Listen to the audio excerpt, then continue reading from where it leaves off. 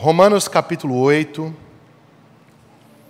versículo 15 e 16. Eu prometo que eu não vou ser extenso, mas eu quero deixar uma palavra do Espírito de Deus para o seu coração hoje à noite. Se você não trouxe a sua Bíblia, você pode acompanhar a leitura aqui no telão.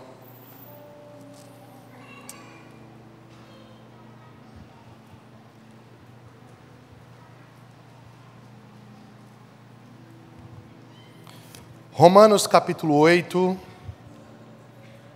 versículo 15, palavras do apóstolo Paulo à igreja de Roma, que diz assim: Porque não recebestes o espírito de servidão para novamente temerdes, mas recebestes o espírito de adoção, pelo qual clamamos, Abba, Pai. O mesmo Espírito testifica com o nosso espírito que somos filhos de Deus. Amém? Senhor, obrigado pela Tua palavra. Agora eu quero te pedir que o Teu Espírito possa iluminá-la para que nós possamos desfrutar da totalidade daquilo que o Senhor deseja tratar conosco. Assim eu oro e te agradeço em nome de Jesus. Amém e amém. Eu tenho sido muito abençoado por uma compreensão que eu confesso para vocês que tem crescido no meu coração nos últimos 3 anos, que diz respeito a um termo que eu li pela primeira vez na obra de um pastor que eu particularmente gosto muito, chamado Ronaldo Lindório. É um dos grandes missionários raiz que nós temos no Brasil. Eu li um livro do pastor Ronaldo Lindório chamado Pensamentos Transformados e Emoções Redimidas. E o pastor Ronaldo Lindório, sendo um teólogo histórico, com toda a carga reformada da sua teologia, ele faz uma leitura a respeito desse termo que, para mim, apesar de tantos anos já estudando teologia e pregando, é um termo que se tornou novo. Qual é o termo, pastor? Redenção emocional. Fala assim comigo. Redenção emocional. Então, bom, já recomendo a leitura do livro. É um livro de 97 páginas, daquele que você lê em uma tarde. Mas isso causou assim uma revolução na minha mente. E uma das coisas que ficou muito claro para mim, fazendo a leitura do Ronaldo Lindório e depois ampliando esse conceito, é que o novo nascimento, a experiência da conversão, ela transforma, regenera a nossa natureza, mas ela não apaga a nossa história.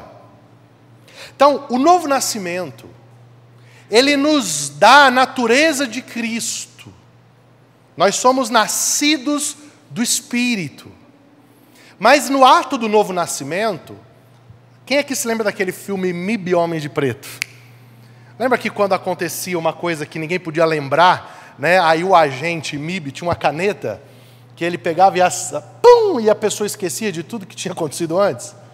Então, o Espírito Santo, ele não faz isso com a gente na conversão. Ele não reseta, ele não dá um reset na nossa história. Pelo contrário, ele começa um processo de redenção. Nós somos justificados por causa dos méritos de Jesus na cruz, mas esse Espírito começa a trabalhar na nossa vida com o foco de construir a imagem de Jesus em nós. Amém? Temos aqui um ponto de comum acordo aqui? E aí o Ronaldo Lindório, ele começa a trabalhar essa necessidade que nós temos de entender quais são as áreas das nossas emoções que precisam ser redimidas. O que nas nossas emoções foi tocado, foi ferido? Quais são os lugares que o pecado do outro potencializou o meu pecado? E isso gerou uma cadeia pecaminosa, destrutiva. E isso precisa de redenção. Precisa de uma obra do Espírito Santo para que todo esse lixo histórico, tudo isso que ficou pendente na nossa vida, seja transformado em algo que possa glorificar a Deus e, de alguma maneira, o Senhor possa usar para o avanço dos seus interesses. Pastor, onde que o senhor quer chegar? Bem, eu quero chegar no fato de que nós, como cristãos, a gente tem muitos lugares, e eu digo isso com muito amor no meu coração, nós temos muitos lugares de ignorância, a gente tem muitas janelas que a gente não olha. Então, já é difícil na nossa cultura as pessoas amarem a Bíblia, lerem a Bíblia, já é difícil o passo a mais, de repente, da pessoa fazer um curso teológico, ela se interessar de fato por isso, mas tem algo que mesmo aqueles que se interessam, aqueles que buscam, muitas vezes eles renegam, eles não olham. Eles não olham para as áreas das suas emoções que foram tocadas pelo pecado. A gente vive uma crise nisso daqui, e eu quero que você preste muita atenção. Por quê? Porque nessa lacuna que nós estamos deixando, o humanismo começou a dar respostas. Então, a gente foi afetado aí por essa enxurrada da teologia coach, respondendo o quê? As demandas emocionais.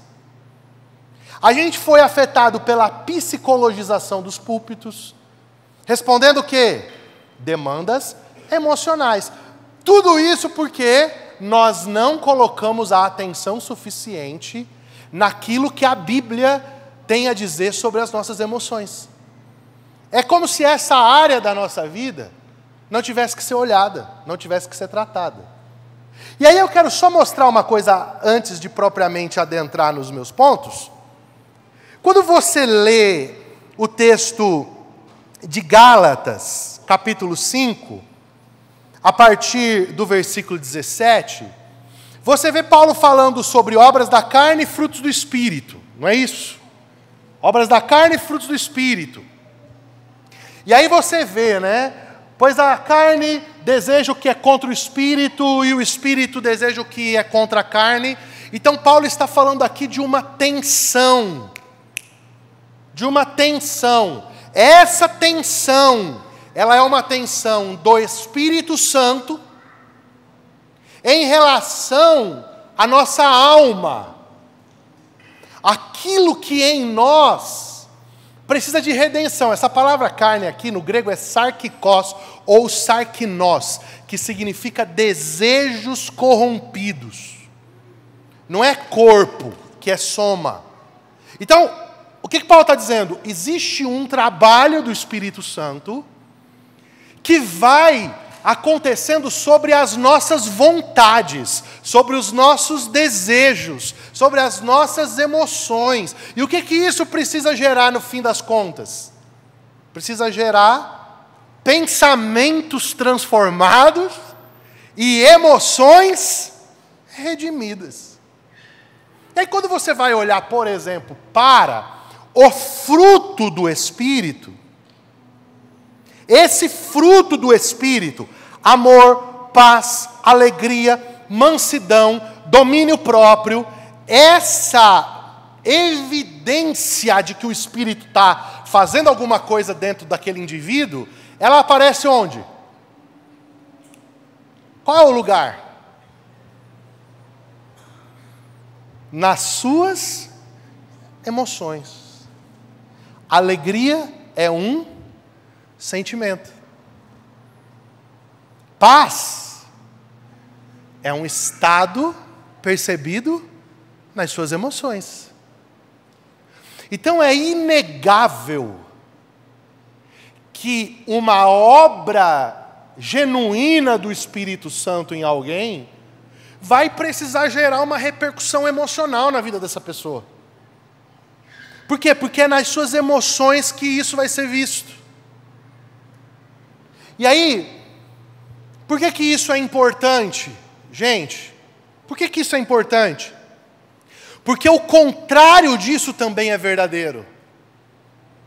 Os escândalos, aquilo que depõe contra o caráter de Cristo, aquilo que ofende o testemunho do Evangelho, também acontece como fruto de uma alma desgovernada. É uma alma que não tem liderança do Espírito Santo. Ela não foi tocada, ela não está em um processo de redenção. Ela não está sendo trazida de volta à submissão de Cristo. E aí aqui, queridos, eu quero, terminando a introdução da minha mensagem, colocar um mega fundamento. Nos últimos 23 anos eu estou envolvido diretamente com igreja. Diretamente com igreja. E o que eu mais tenho visto nos últimos 23 anos? Pessoas espiritualmente crentes em Jesus.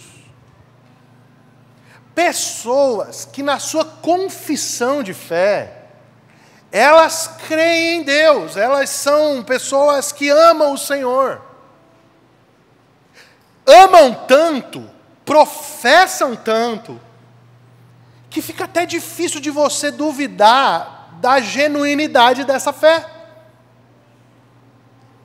Você não tem como dizer, cara, essa pessoa não crê em Jesus. Só que quando você se aproxima e você começa a conviver com essa pessoa, você começa a encontrar no âmbito das suas emoções, um nanismo, uma dificuldade de avanço, de maturidade emocional. Então a confissão de fé não conversa com a maturidade emocional. Você olha assim, o cara falando de Jesus, parece que ele tem 80 anos de fé. Quando ele vai agir, tomar decisões, se comportar, aí você fala, meu Deus, é um newborn, acabou de nascer. Entendeu? Caiu do berço, bateu a cabeça.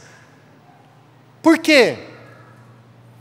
Porque passou uma vida inteira crendo, mas não passou uma vida inteira comprometido com um processo de santificação que toque as suas emoções, sendo intencional, como o salmista, por exemplo, no Salmo 42, deixa pra gente aqui naquele solilóquio, um clássico exemplo. A alma está abatida. E aí o que ele faz? É como se ele desse um passo para trás, e a alma dele ficasse aqui, e aí ele começa a dar comandos para a alma dele, que a fonte dos comandos não é a alma.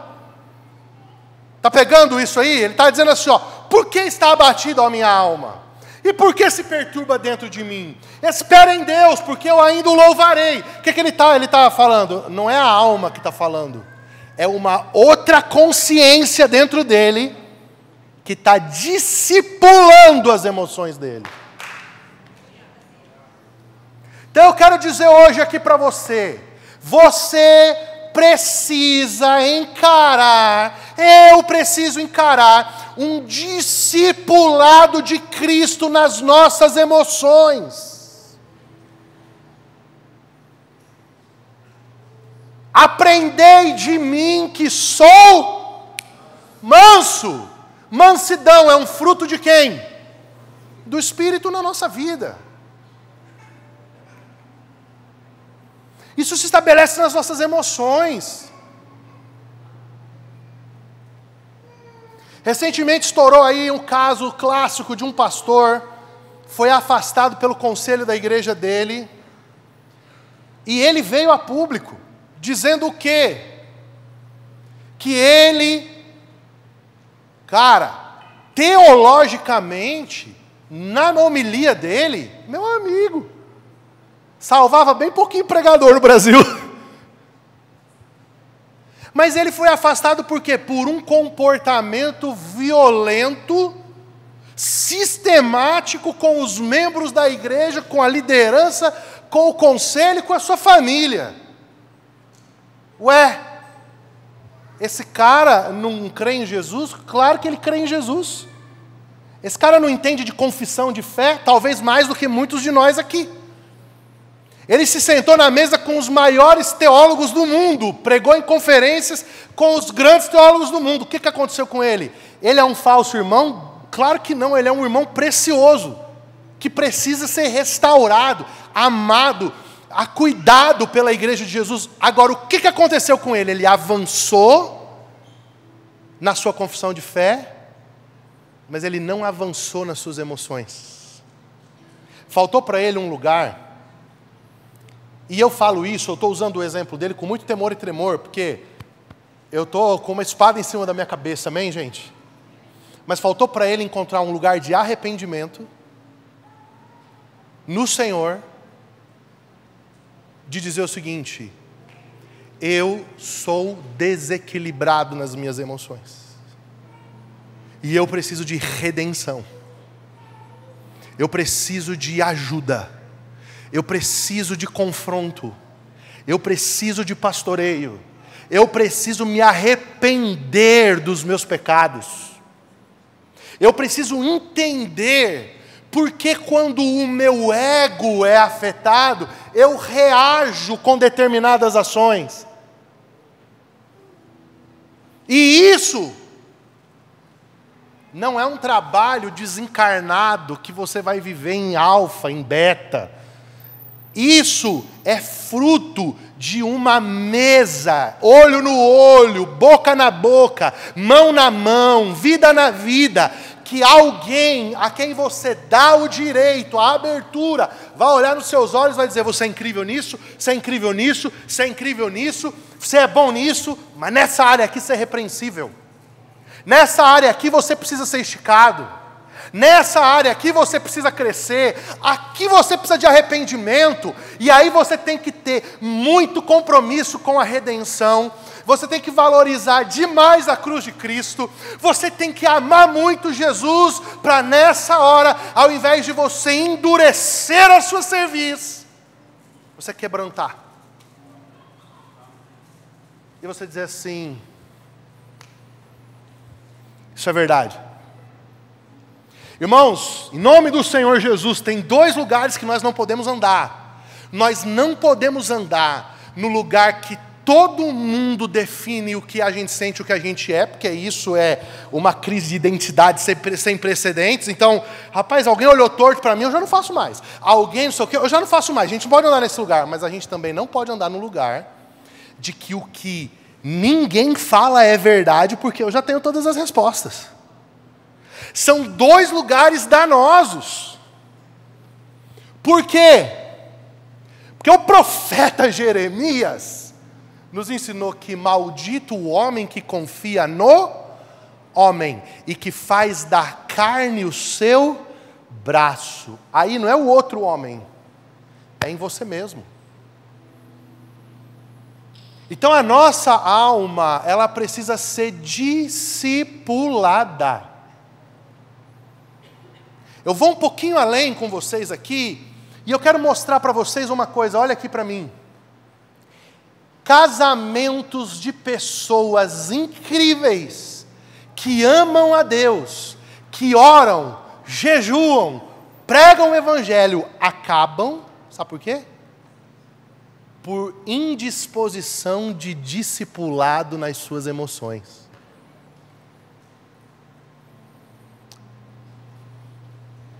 Porque muitos resolvem adotar o horóscopo evangélico. Você sabe qual que é o horóscopo evangélico?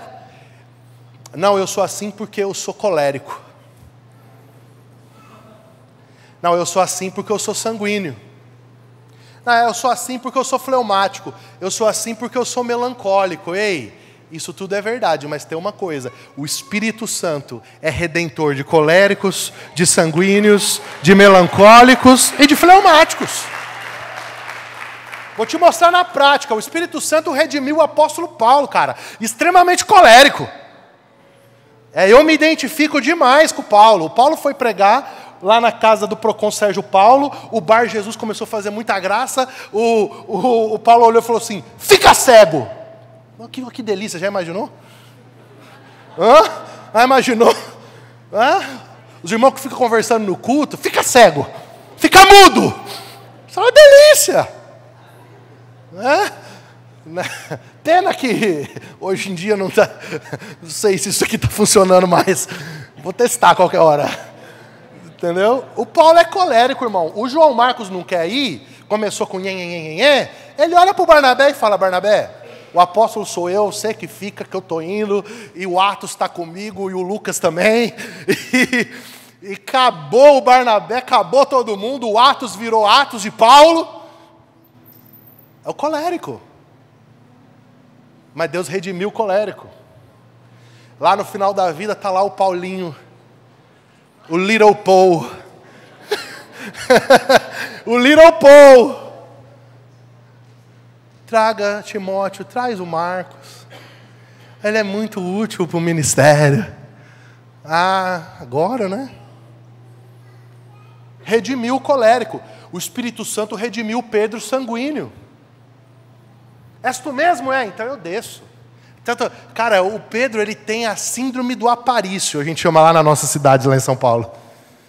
É o Sidão. Tá entendendo? E se ele não aparecer na foto, ele não está feliz.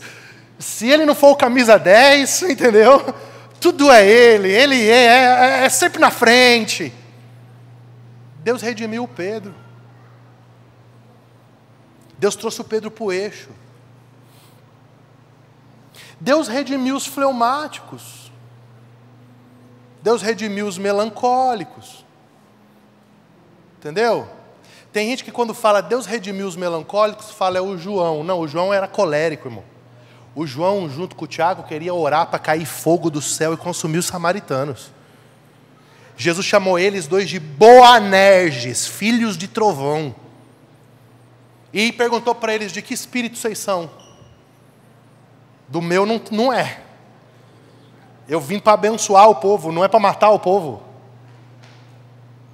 Então o Espírito Santo fez esse trabalho. Então os temperamentos, tem um livro muito bom do Tim LaHaye, Temperamentos Controlados pelo Espírito. Compre esse livro. Se o Espírito controlar um colérico, ele vira um grande apóstolo. Se o Espírito controlar um sanguíneo, ele vira um grande agregador de multidões. Mas isso precisa estar debaixo de um processo de redenção. Então, pastor, o que isso tem a ver com o que está aí no telão? Sobre rejeição. Bom, a gente hoje entende que nós precisamos olhar para as nossas emoções. E por que precisamos olhar para elas? Escute. Por quê? Grave o que eu vou falar, se você gosta de anotar, eu quero que você anote isso. A sua salvação, ela depende da sua fé. Ok? Pela graça sois salvos mediante a fé. Isso não vem de vós, é dom de Deus. Não vem das obras para que ninguém se glorie nelas. Então, a salvação, ela acontece por conta da minha fé em Jesus. Agora, a minha imaturidade emocional pode atrapalhar o processo de fé de outros. Você creu? Crie, glória a Deus. Mas a sua criancice, a sua imaturidade, a sua falta de estatura pode atrapalhar outros a crer. Porque muitos não vão ter uma Bíblia para ler. Eles vão ler as suas atitudes. Eles vão encontrar o Evangelho nas suas atitudes. Então, a gente tem que entender o seguinte, é igual o dízimo, oferta. O dízimo põe você no céu? Não. A oferta salva você? Não. Mas a ausência disso compromete a pregação do Evangelho. Então o Evangelho pode não chegar em alguns lugares. Por quê? Porque você não empurrou isso com o seu recurso. É a mesma coisa do seu testemunho. A palavra mártir, ela é a mesma palavra para testemunho. Então, quando Cristo é conhecido na proporção que a minha natureza, ela vai sendo morta, ela vai morrendo e Cristo vai ganhando espaço dentro de mim. E isso vai ser visto onde? Nas suas emoções. E aí, queridos, por que eu quero então terminar, correr para concluir nesses 20 minutos que nós temos? Para falar sobre rejeição. Porque lembra nessa parte que fica da nossa história antes da conversão? E que o Espírito tem que redimir? Uma das coisas mais terríveis que se estabelecem é quando nós nos tornamos portadores de um sentimento de rejeição. Ninguém me ama, ninguém me vê, nada está bom. A gratidão não existe. A autoestima é fragmentada. Tudo que você faz, você tem a sensação de que não foi bem feito. Eu quero dizer uma coisa para você. Isso pode ser o seu momento, fruto da sua história, mas esse não é o desejo de Deus para a sua vida. Esse não é o desejo de Deus para a sua vida. Aí a pessoa se converte a Cristo. Só que ela se converte a Cristo, pastor Jefferson, e ela entra dentro da igreja. E a igreja tem o quê? Rituais, pessoas, funções. A igreja tem diaconia, tem serviços. Não é isso? Não é assim? E aí o que essa pessoa começa a fazer? Ela começa a validar-se como um ser espiritual aprovado naquilo que ela faz.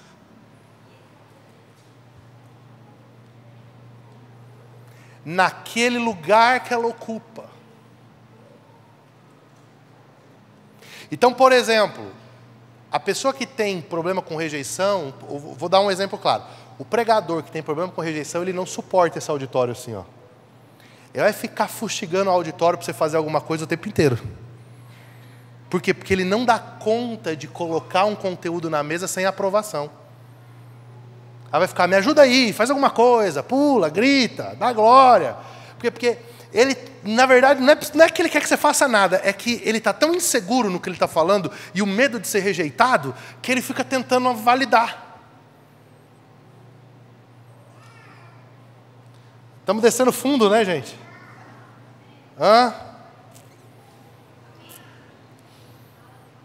Aí tem que contratar o Liminha. Quem lembra do Liminha?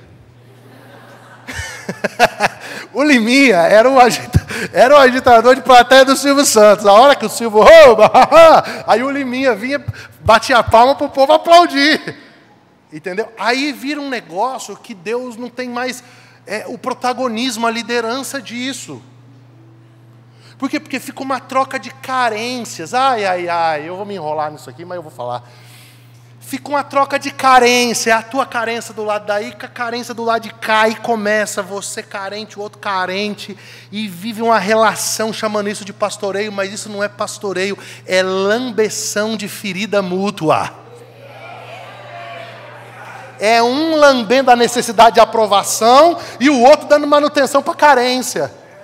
Sabe quando que isso aqui acaba? Quando algum corajoso aponta isso daqui para Jesus. Sabe por quê?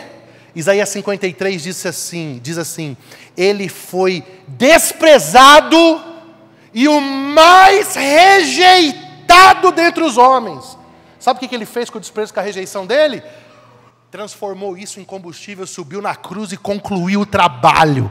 Porque a obra de Jesus não foi baseada em carência, em falta, em necessidade. A obra de Jesus foi baseada em propósito eterno. Quando o que você está fazendo tem propósito. Esse aplauso é legal, mas não pode mudar o que eu sinto. Entendeu? Faz sentido? Então a gente precisa lidar com isso, por quê? Porque os nossos ambientes, eles vão se tornando tóxicos, insuportáveis, na maioria das vezes por causa da rejeição. Então eu vou dar um exemplo prático. Dia do meu aniversário. O pastor Juliano vem, e cara, ele escreve uma cartinha para mim, bonitinha, coloca um hominho de óculinho, andando com o pastor na beira de um lago, com a mãozinha assim, e sobe aqui, né? E diz, pastor, olha, o financeiro não está legal, mas eu trouxe essa cartinha. Aí, se não estou bem comigo, o Juliano não me honra. Olha só, isso aqui é presente de dar para pastor? Você entendeu como que a coisa, ela não está legal, irmão? Porque o presente, isso ou aquilo outro, não pode ser fruto de demanda e de carência, tem que ser fruto de um relacionamento livre. Tá, eu gosto de ganhar presente, tá? Eu gosto, mas isso não pode influir, contribuir, nem predicar. Faz sentido o que eu estou dizendo para você ou não? Aí o casal começa a demandar. Ai, você não me ama, porque não sei o quê, porque bebê, e a outra bebê. Cara, e aí é uma encebação na carência. Ninguém quer sair do lugar da sanguessuga para ir para o lugar do altruísmo e do serviço. O verdadeiro amor não ama na zona de conforto, ele ama fora da zona de conforto. Então eu não preciso esperar que o meu cônjuge fique me demandando. Eu tenho que entender o que o meu cônjuge espera, e porque eu amo o meu cônjuge, eu já me posiciono, e eu já vou lá, e já saio da zona de conforto, e eu já vou amar lá fora mesmo. Né? Eu já contei, um irmão aqui disse assim para mim, pastor, meu filho nunca esquece desse exemplo. Ele disse que imagina o senhor subindo igual uma múmia, os 4 andares do prédio da igreja, para levar comida para a pastora Susan. Quando eu comecei a namorar com a Susan, a linguagem da Susan é ato de serviço. Eu falo para a Susan assim, você está linda, ela, aham. Você está cheirosa, ela, uhum. Irmão, mas se eu fizer uma comida, aí eu zerei a vida. E se eu lavar uma louça então? Ah, filho, lua de mel garantida. Entendeu? É a linguagem dela. Aí eu vou ficar demandando, eu já não sei, 13 anos que é assim, então eu já pulo para fora da zona de conforto. Vou fazer lá fora. É confortável para mim? É nada. Bom era se ela fosse palavra de afirmação, igual eu, esse caminho eu conheço. Ia ser, meu irmão, ia ser assim, ó, a nossa cama ia ser um favo de mel. Linda, ai lindo. Cheirosa, ai cheiroso. Entendeu? Ia ser aquela coisa. A Helena, minha filha, é toque gente. A Helena, eu chego em casa, ela levanta a minha camiseta para colocar a cabeça na pele. Sabe o que é? Aquele negócio de que eu quero a tua pele. É toque físico. Mas é na hora dela, do jeito dela. Se eu quiser abraçar muito, ela já... Eu digo, fala-me Deus.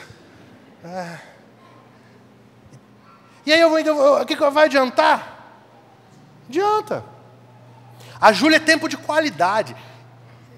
Me quer por inteiro. Eu cheguei agora em casa para tomar banho, para voltar para cá. Ela falou, você vai para a igreja? De novo? Estou com saudade. Eu falei, filha, mas eu estava aqui agora há pouco.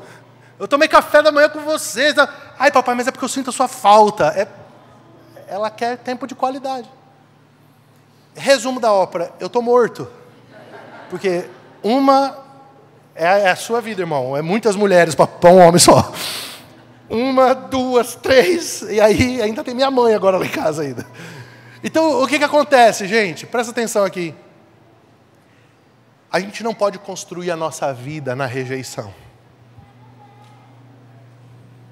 Por quê? Porque essa rejeição ela vai acabar com os nossos relacionamentos. Eu vou te dar aqui algo, porque eu realmente não quero estourar o horário. Eu quero te dar algo aqui só para que você entenda. Isso aqui a gente poderia passar, e podemos fazer isso em outra ocasião com bastante tempo, mas eu vou só te dizer uma coisa. 2 coisas práticas que o rejeitado, que se sente rejeitado, ele vai desenvolver na prática da vida dele. Primeiro, ele vai gerar uma demanda impagável para todo mundo. E eu vou te explicar isso aqui. Suponhamos que a raiz da minha rejeição tenha sido um sentimento de não amor do meu pai.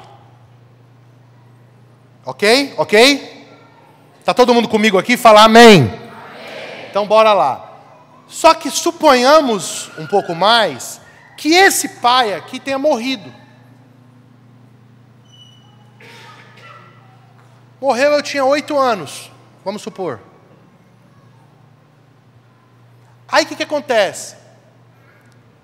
Pergunto, tem como voltar no tempo para encontrar aquele pai naquela ocasião para reposicionar esse sentimento de rejeição dele? Não tem. Agora, a segunda pergunta importante. Alguém nesse mundo inteiro vai conseguir dar conta da ausência daquele pai para mim? Sim ou não? Só que o rejeitado vai demandar todo mundo com isso. Ele vai demandar a esposa, ele vai demandar o pastor, ele vai demandar o padre, ele vai demandar o amigo. A namorada não vai aguentar ele, porque ele vai ligar 10, 12 vezes para a namorada. Porque, na verdade, ele não está querendo a namorada, ele não está querendo o amigo. Na verdade, ele está pegando um boleto de alguém e entregando para outras pessoas pagar. Só que isso daqui é impossível resolver na terra. É impossível. O pai morreu. Ainda que ele não tenha morrido, é impossível. Ele separou, foi embora, tem outra família. É impossível voltar no tempo para aquele local, recuperar a sua adolescência, recuperar a sua infância, para poder resolver isso aqui. É impossível. Agora você crê que Deus é perfeito? Sabe o que Deus proveu para nós? O seu Espírito dentro de nós. Para na redenção das nossas emoções, o Espírito Santo fazer algo que só o Espírito Santo pode fazer. Testificar no nosso espírito que nós somos amados por Deus e todas as nossas carências nele podem ser supridas.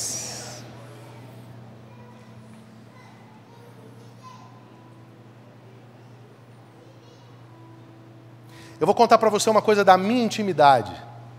Quando eu tinha 4 anos de idade, eu morava com a minha avó e os meus primos moravam meus vizinhos.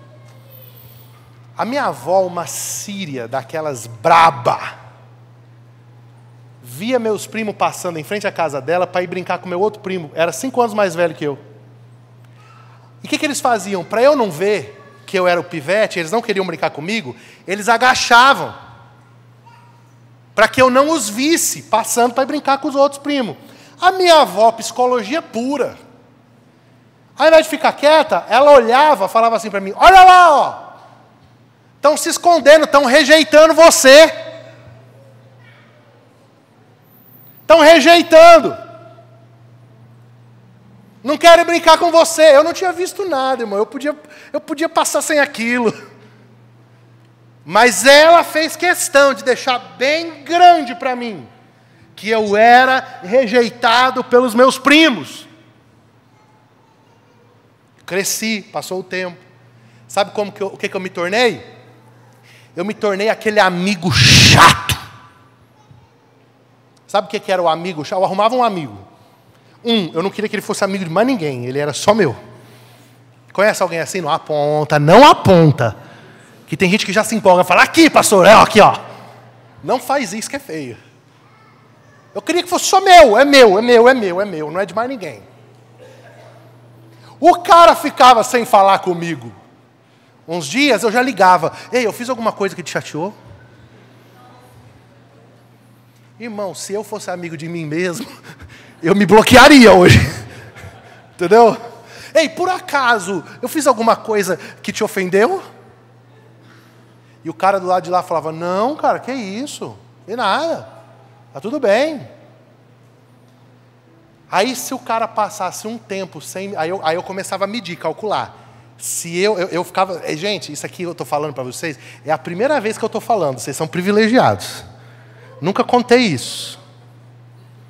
Eu ficava calculando, Fran. Eu liguei uma vez. Vamos ver se ele vai me ligar. Doente? Ficava contando, irmão. Aí não ligava. Virou revisão de vida, pastor Aguinaldo aqui. Aí não ligava. Aí eu dava mais 10 dias. O cara não ligava, eu não aguentava, eu ligava de novo. Ô mano, fiz alguma coisa pra você? E o cara tava na vida dele, cara. Aí não, cara, que deixa de ser nóia, pô. Você tá louco, não me fez nada, tal. Quando eu percebia que não tinha contrapartida, sabe o que eu fazia? Tum. Sabe por quê? Porque todo rejeitado vai rejeitar primeiro por medo da rejeição. Aí eu, passava a faca. Próximo amigo. Chegou o momento que eu olhei e eu falava, cara, eu não tenho nenhuma amizade que permanece.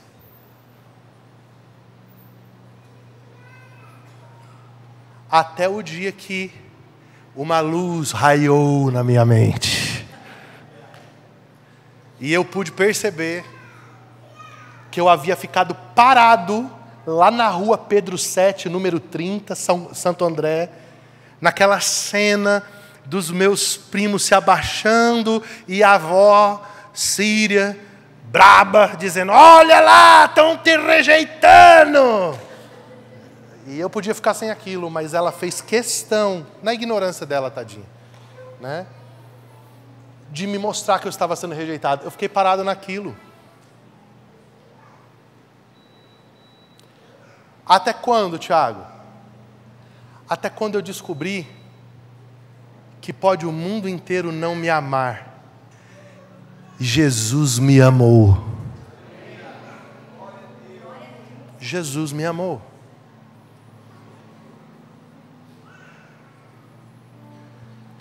E eu comecei a perceber que tem pessoas que são mais pegajosas, outras são menos, outras gostam de estar mais perto, outras menos, outras gostam de abraçar, outras não gostam de abraçar.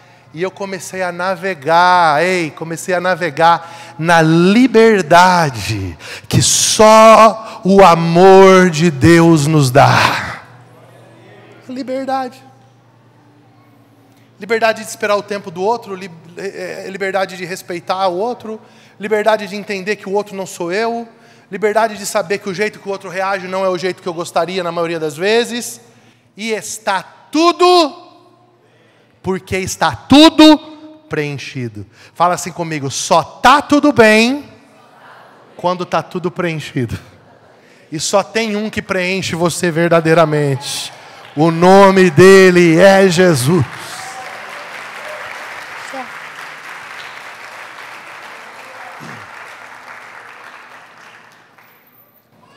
Então eu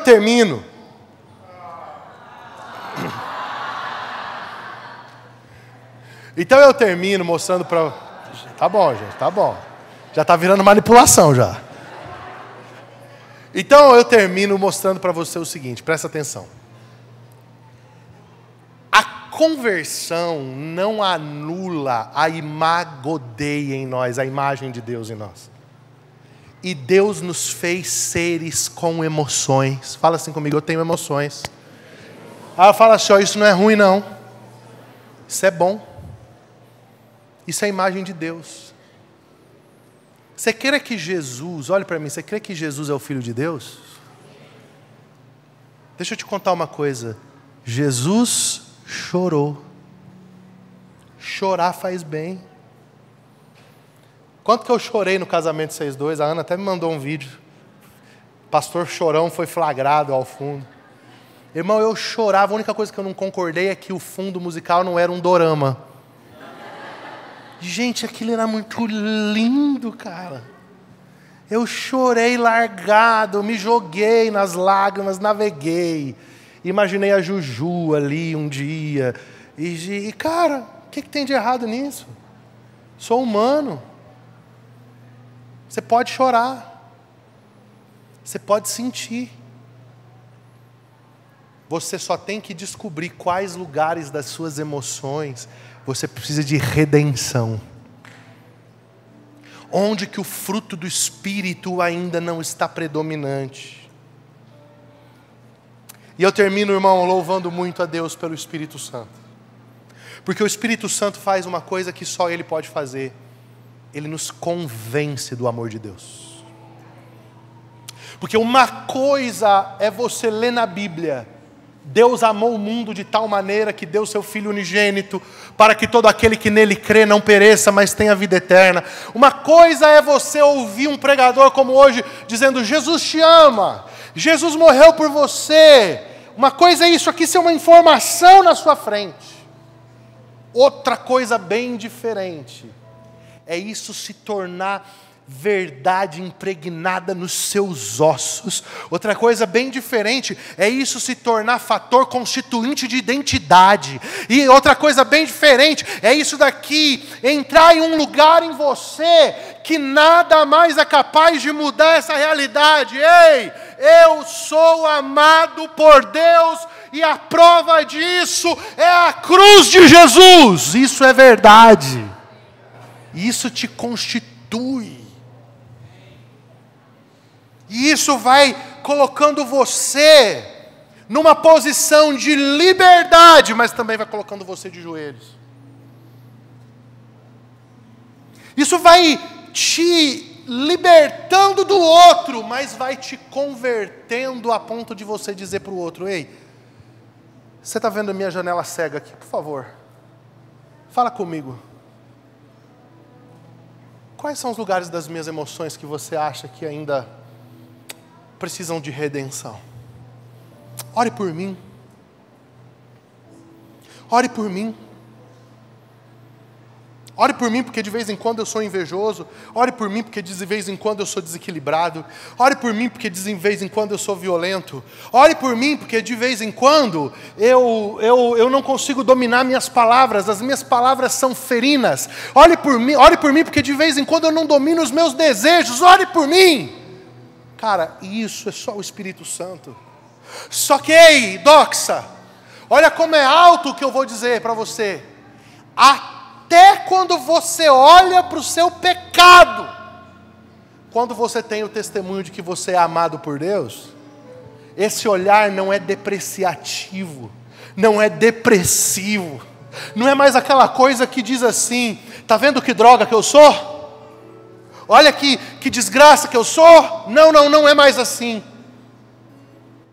É um olhar que diz assim, oh Deus, obrigado por Jesus, porque se o Senhor já mudou tanta coisa em mim, o que é essas aqui também para o Senhor mudar? Sabe, é aquele olhar da boa nova, do Evangelho, que diz para você que a redenção, ela é uma obra que ainda não está completa, e que você lembra de Paulo escrevendo aos Filipenses no capítulo 1, aquele que em vós começou a boa obra, a aperfeiçoará. Tu olha e diz assim, cara, Deus já está fazendo. Ele não vai fazer, Ele já está fazendo. Sabe, no tempo que eu era escravo da rejeição, quando alguém chegava e falava uma coisa do meu passado, irmão, eu ficava louco. Ah, é você? Mas você não era o fulano? Aí a rejeição batia, cara. Aí, meu irmão, eu ia pra lona. Ué, um dia um cara chegou para mim e falou assim: você trocou o lombo do boi e a lata de cerveja pela Bíblia? Você trocou Barretos pela igreja? Aquilo já me judiava. Eu falava: pois é, né, então, será que eu sou... não sei, será que eu vou estar pregando em algum lugar e alguém vai lembrar do meu passado? Hoje, quando alguém fala assim: mas você não é o fulano de tal? Eu digo: não sou. Aquele ali é quem eu era. Eu fui aquele. Eu não sou mais, porque tem uma obra em andamento na minha vida. Todos os dias o Espírito Santo está ganhando um pouquinho mais de mim. Todos os dias Cristo está crescendo dentro de mim. Todos os dias as minhas emoções estão sendo trazidas cativas e transformadas para a beleza de quem é Jesus. Eu não sou mais aquele lá. Eu fui, agora não sou mais.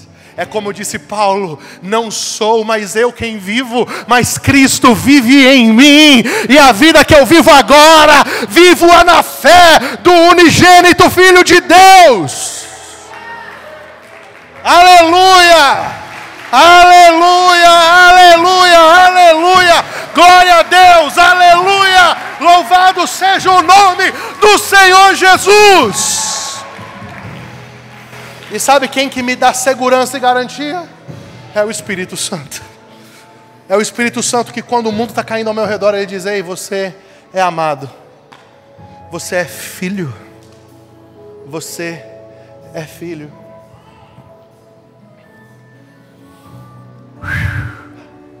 A última frase da pregação.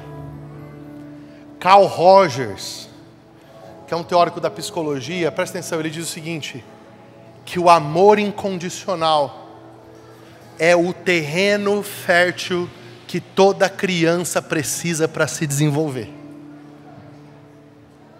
Fala assim comigo: o amor incondicional é o terreno fértil que toda criança precisa para se desenvolver. A criança, para ela ser estável emocionalmente, mais do que comida, bebida, ela precisa se sentir segura no amor dos pais. Oh, Espírito Santo, quando nós nascemos de novo, nós somos crianças. Somos crianças espirituais. E sabe qual que é o território fértil, pastor Rudy, que nós precisamos para crescer e nos tornar maduros, filhos tecnon, não mais tecnon, mas filhos ruios, filhos maduros, homens completos. Sabe qual é o terreno que nós precisamos? Do testemunho do Espírito, do incondicional amor de Deus por nós. Hoje, em nome de Jesus, eu venho dizer para as suas emoções: você é amado por Deus.